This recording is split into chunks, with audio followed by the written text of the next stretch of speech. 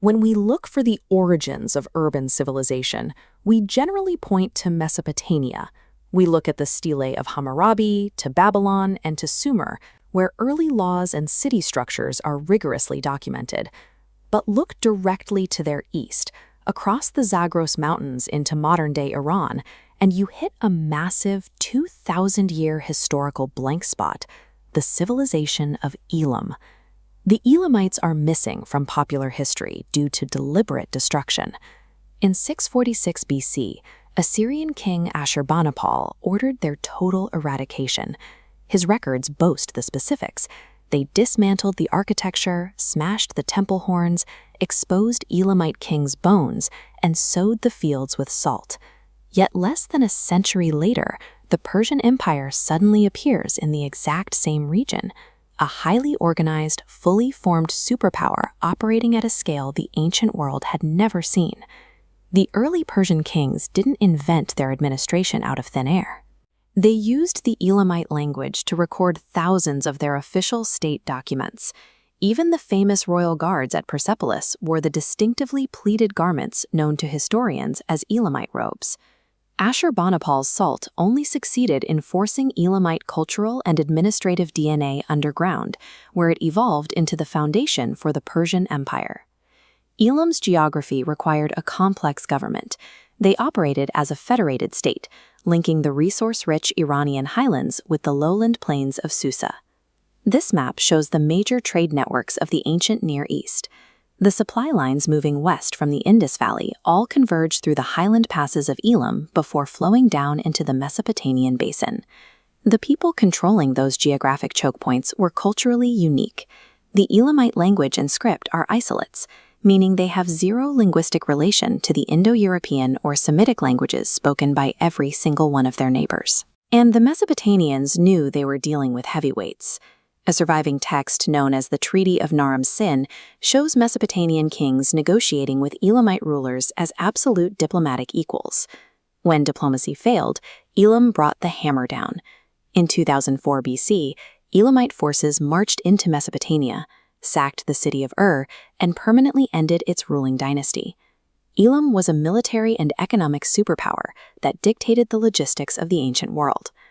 Beyond their military strength, the Elamites left behind a remarkably progressive social structure. This solid bronze statue of Queen Napir-Asu, weighing nearly 2 tons, is physical evidence of the high status and independent authority women held in Elam.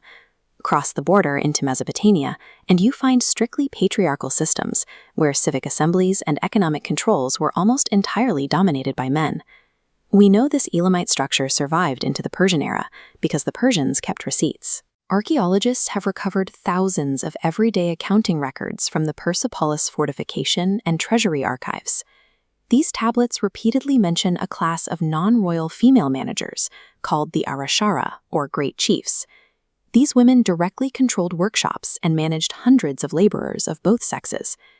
One of the most prominent managers in the texts is a woman named Irdabama.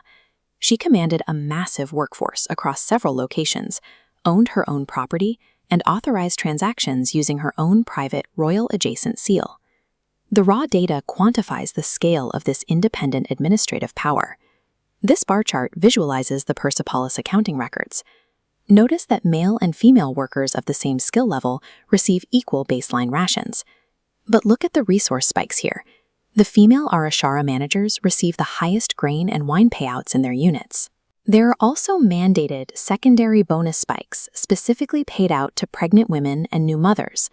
When Persian women exercised significant economic independence, they were operating on an Elamite administrative blueprint that had been running for centuries. By the late 7th century BC, the Assyrian Empire, the same power that claimed to have erased Elam, collapsed into a bare civil war. A massive power vacuum opened in the Near East. The migrating Iranian tribes, the Medes and the Persians, stepped into that void. But they didn't waste time building a new state infrastructure from scratch. To legitimize his rule, Cyrus the Great officially adopted the traditional Elamite title, King of Anshan. The integration went all the way to the local temples. The new Persian crown actively funded Elamite religious personnel and continued to pay for traditional Elamite cults. At the highest levels of society, Achaemenid royalty, like Queen Artistone, operated 3 massive agricultural estates, commanding a huge workforce and leasing land through her own bailiffs, exactly as Elamite women had done before her. We usually measure a civilization's success by the monuments it leaves behind or the borders it defends. The Elamites offer a different metric. Total victory is surviving the end of your own empire to become the invisible scaffolding that holds up the next one.